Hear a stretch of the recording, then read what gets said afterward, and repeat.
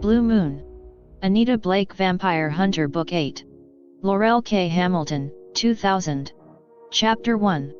I was dreaming of cool flesh and sheets the color of fresh blood.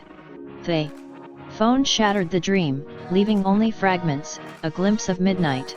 Blue eyes, hands gliding down my body, his hair flung across my face in a sweet, scented cloud. I woke in my own house, miles from Jean-Claude. With the feel of his body clinging to me. I fumbled the phone from the bedside table and mumbled, "Hello. Anita, is that you?" It was Daniel Zaman, Richard's baby brother. Daniel was 24 and cute as a bug's ear. Baby didn't really cover it. Richard had been my fiancé once upon a time until I chose Jean-Claude over him. Sleeping with the other man put a real crimp in our social plans. Not that I blamed Richard. No, I blamed myself. It was one of the few things Richard and I still shared. I squinted at the glowing dial of the bedside clock. 3:10 a.m. Daniel. What's wrong? No one calls at 10 after the witching hour with good news. He took a deep breath, as if preparing himself for the next line. Richard's in jail. I sat up, sheets sliding in a bundle to my lap. What did you say? I was suddenly wide awake, heart thudding, adrenaline pumping. Richard is in jail, he repeated. I didn't make him say it again, though I wanted to. What for? I asked. Attempted rape, he said. What? I said. Daniel repeated it. It didn't make any more sense the second time I heard it. Richard is like the ultimate Boy Scout, I said. I'd believe murder before I'd believe rape. I guess that's a compliment, he said.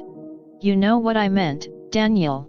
Richard wouldn't do something like that. I agree, he said. Is he in St. Louis? I asked. No, he's still in Tennessee. He finished up his requirements for his master's degree and got arrested that night. Tell me what happened. I don't exactly know, he said. What do you mean? I asked. They won't let me see him, Daniel said. Why not? Mom got in to see him, but they wouldn't let all of us in. Has he got a lawyer? I asked. He says he doesn't need one. He says he didn't do it. Prison is full of people who didn't do it, Daniel. He needs a lawyer. It's his word against the woman's. If she's local and he isn't, he's in trouble. He's in trouble, Daniel said. Shit, I said. There's more bad news, he said. I threw the covers back and stood, clutching the phone.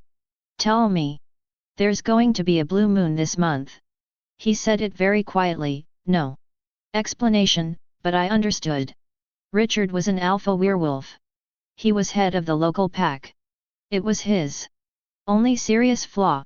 We'd broken up after I'd seen him eat somebody. What I'd seen had sent me running to Jean-Claude's arms. I'd run from the werewolf to the vampire. Jean-Claude was master of the city of St. Louis. He was definitely not the more human of the two. I know there isn't a lot to choose from between a bloodsucker and a flesh-eater, but at least after Jean-Claude finished feeding, there weren't chunks between his fangs. A small distinction but a real one. A blue moon meant a second full moon this month. The moon doesn't actually turn blue most of the time, but it is where the old saying comes from, once in a blue moon. It happens about every 3 years or so. It was August, and the second full moon was only 5 days away. Richard's control was very good, but I'd never heard of any werewolf, even an Ulfric, a pack leader, who could fight the change on the night of the full moon. No matter what flavor of animal you changed into, a lycanthrope was a lycanthrope. The full moon ruled them. We have to get him out of jail before the full moon, Daniel said. Yeah, I said. Richard was hiding what he was. He taught junior high science. If they found out he was a werewolf, he'd lose his job. It was illegal to discriminate on the basis of a disease, especially one as difficult to catch as lycanthropy, but they'd do it.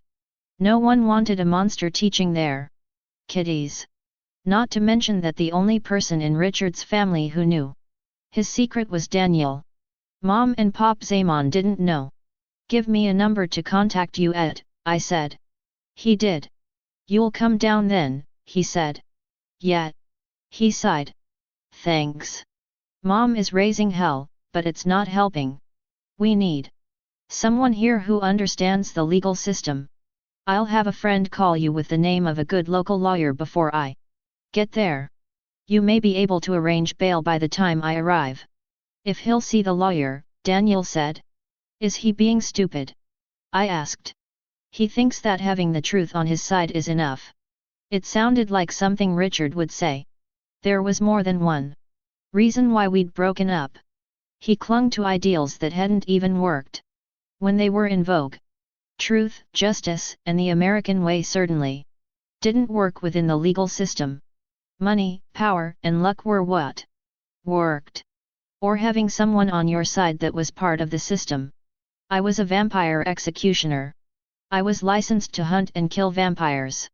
Once a court order of execution had been issued. I was licensed in 3 states. Tennessee was not one of them. But cops, as a general rule, would treat an executioner better than a civilian. We risked our lives and usually had a higher kill count than they did. Of course, the kills being vamps, some people didn't count them as real kills.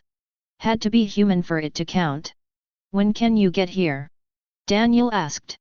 "I've got some things to clear up here, but I'll see you today before noon. I hope you can talk some sense into Richard."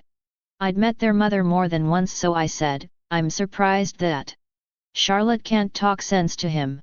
Where do you think he gets this truth will set you free bit?" Daniel asked. "Great," I said. "I'll be there, Daniel. I've got to go." He hung up suddenly as if afraid of being caught. His mom had probably come into the room. The Zamans had 4 sons and a daughter. The sons were all 6 feet or above. The daughter was 5'9". They were all over 21. And they were all scared of their mother. Not literally scared, but Charlotte Zaman wore the pants in the family. One family dinner, and I knew that. I hung up the phone, turned on the lamp, and started to pack. It occurred to me while I was throwing things into a suitcase to wonder why the hell I was doing this. I could say that it was because Richard was the other third of a triumvirate of power that Jean-Claude had forged between the 3 of us. Master Vampire, Ulfric, or Wolf King, and Necromancer. I was the Necromancer. We were bound so tightly together that sometimes we invaded each other's dreams by accident. Sometimes not so accidentally. But I wasn't riding to the rescue because Richard was our third. I could admit to myself, if to no one else, that I still loved Richard. Not the same way I loved Jean-Claude, but it was just as real. He was in trouble, and I would help him if I could. Simple. Complicated. Hurtful. I wondered what Jean-Claude would think of me dropping everything to go rescue Richard. It didn't really matter. I was going, and that was that. But I did spare a thought for how that might make my vampire lover feel. His heart didn't always beat, but it could still break. Love sucks. Sometimes it feels good. Sometimes it's just another way to bleed.